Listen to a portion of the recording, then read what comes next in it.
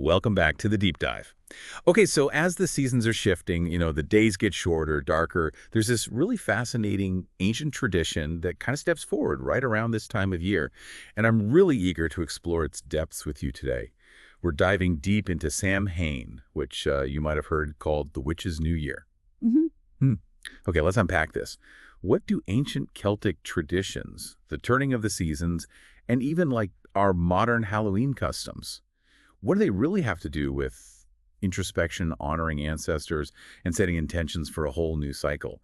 Our mission today is to explore the rich history, the deep meaning, and maybe some surprising practical ways you can connect with this sacred time. Yeah, and it's probably good to start with the pronunciation because it trips people up. It's Soin. So, So in. got it. And what's really fascinating here, I think, is how deeply rooted this whole tradition is in the natural cycles of the year. It marks the end of the harvest, right? And the real beginning of winter. So this makes it really profound time of both, well, death and rebirth. And it's all underpinned by this powerful belief that the veil between worlds gets exceptionally thin during this period. That idea, the thinning veil, that's so potent. Do our sources give us any deeper insights, like psychologically or historically, why this time of year? Why did that belief in worlds intermingling get so strong beyond just, the leaves falling? Where did Samhain really kick off? Well, historically, it comes from ancient Celtic festivals. These weren't just parties. They Mm. were really profound acknowledgments that the agricultural year was ending, and they were moving into the dark half of the year, a dangerous transition time. We're talking specifically about the night of October 31st, leading into November 1st, Yeah. that specific window. And during this liminal time, this in-between time, the boundary between our physical world and the spirit realm, it was believed to get really thin, significantly thin. This allowed spirits, ancestors, even the nature spirits from folklore to walk more freely among humans. Oh. And, compared to our modern New Year, which is often like loud celebrations, resolutions we might forget, Samhain is deeply introspective. It really invites this raw, honest reflection. It's not just about celebrating what you harvested, literally your crops or, emotionally your successes. It's also about having the courage to look at what didn't grow, what needs to be let go of, and maybe how those things you see as failures could actually be fertile ground for something totally new as you head into winter's quiet time. That's a really different perspective. And what's truly remarkable, I think, is how many Halloween customs we see today. They actually come directly from these ancient Samhain traditions, right? Yeah. Things you do like dressing in costumes, carving pumpkins, lighting candles. They started with Samhain. They were originally meant to, ward off spirits you didn't want around, or maybe appease the dead, or maybe just literally light the way because it was getting so dark. It kind of makes you wonder what those ancient Celts would think if they saw us, trick-or-treating dressed as superheroes. They're a bit different. And because of that thin veil, that potential for interaction, preparing your space and your own energy before doing any ritual work around Samhain is, well, it's pretty essential. The energy is heightened, so you really want to be grounded and protected. Make sure your experiences are clear, positive. Why is that protection piece so vital? Is it just energetic woo-woo or... No, not at all. I mean, there are definitely deep psychological benefits too. When you consciously create a sense of safety and intention before you dive into these really potent practices, it helps you maintain sort of sovereignty over your own energy field. You stay centered. That makes total sense. So, okay, before we jump into the specific rituals, let's talk about setting the stage. Our sources really stress preparing yourself, preparing your space. Right. What are those first steps you should take? Right. So first off, cleansing your home is key. You want a clear space. You can do this with smoke, maybe sage for purification, mugwort is great for intuition, rosemary for protection and memory. Sound works too.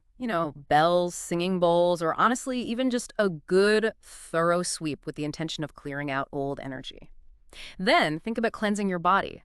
A ritual bath can be amazing. Try adding things like salt for purification, rosemary for mental clarity, maybe some lavender for calm and intuition. Just soak with intention. And finally, create a sacred space. Doesn't have to be huge, just an area, maybe a small table with candles, perhaps some crystals, seasonal stuff like apples, pumpkins, fallen leaves, and crucially, photos or items that represent your ancestors. This isn't just about making it look nice, it's about consciously inviting the specific energy you want to connect with into your physical space. Okay, so space cleansed, body cleansed, sacred spots set up, you're aligned. Now, Samhain really opens up as this powerful time for deeper ritual work. Our sources map out several really potent options, and let's walk through some of those for you. Absolutely. One of the really significant ones, maybe the cornerstone for Samhain, is the ancestor altar or dumb supper. This is probably the most powerful time all year to honor your ancestors, your loved ones who've passed on. Okay, what do you need for that? Pretty simple, actually. A small table or just a surface, photos, maybe heirlooms or symbolic items that connect you to those ancestors. You'll want a candle for each spirit you specifically want to honor, and some offerings. Food and drink. Could Yeah. be simple like bread, wine, apples, or maybe something specific like your grandmother's favorite cookie.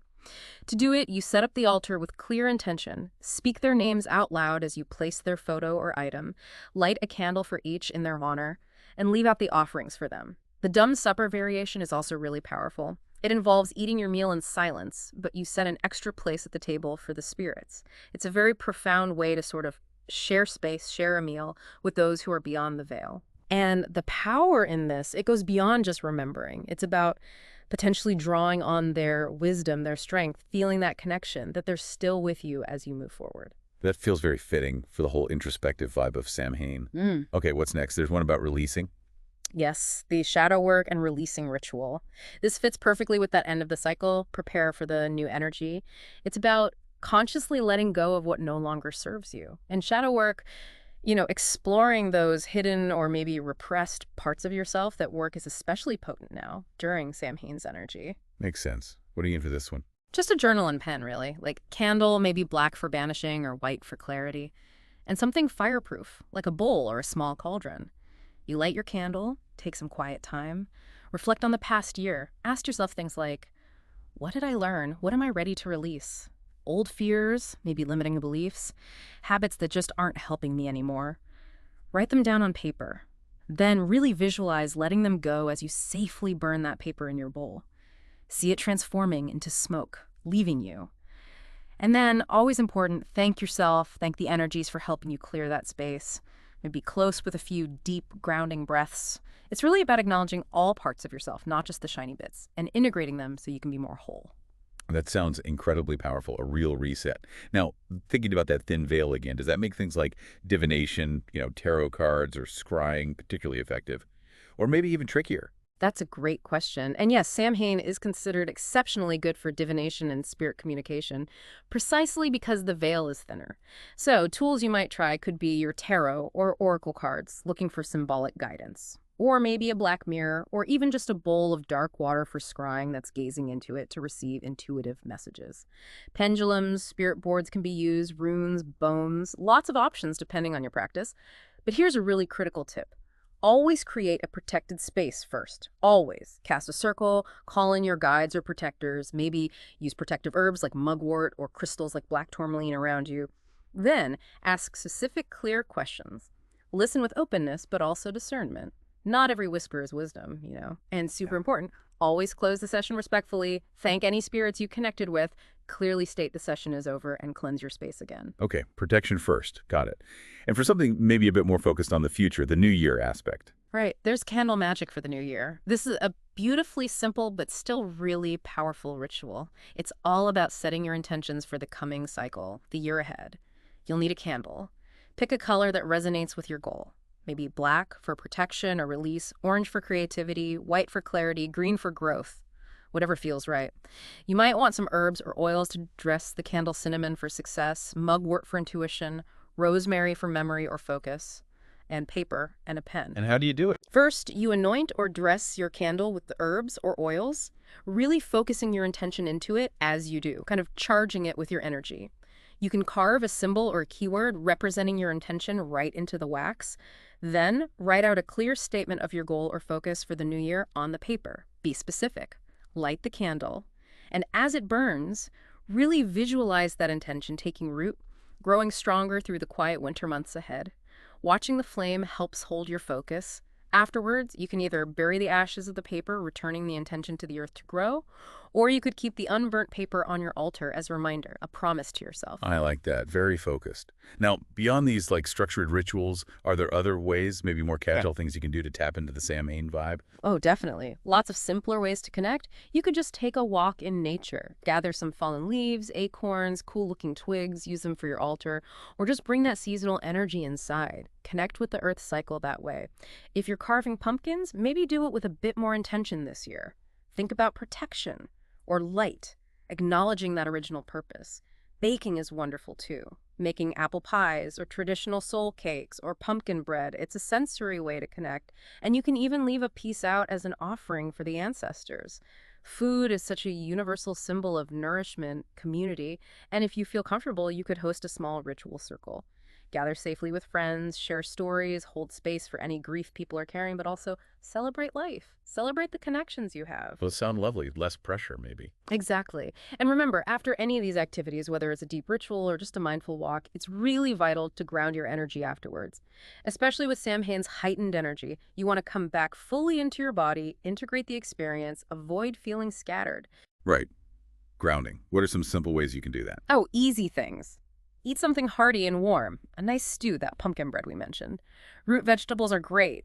You could just sit quietly for a few minutes holding a grounding stone like hematite, smoky quartz, or even just a smooth rock you found outside. Feel its weight, its coolness. Or simply make and sip an herbal tea. Something calming like chamomile or connected to the season like mugwort or rosemary tea. Just bring your focus back to your physical self. Good tips. Easy to do. And finally, always, always reinforce the need to give thanks. Thank the spirits, the energies, the ancestors you worked with or honored. Put out your candles safely and clearly close your ritual space. Even just saying something simple like, the ritual is ended, stay if you will, go if you must, in peace. That respectful closure, it's just as important as opening it. It maintains good energetic hygiene, shows gratitude. So wrapping this all up, what does this deep dive into Samhain really mean for you, listening right now? I think the profound message that comes through is that it's not just about death or endings. It's really about transformation, about rebirth.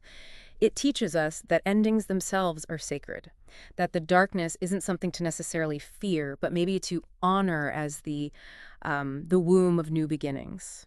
That quiet, introspective period needed before new life, new ideas can emerge. By connecting with Samhain, even in small ways, you're stepping into rhythm with the seasons, you're honoring your ancestors, your roots, and you're kind of holding this torch of ancient wisdom in your own modern life. Yeah, beautifully put. And maybe that leaves you with an important question to ponder, something to take away.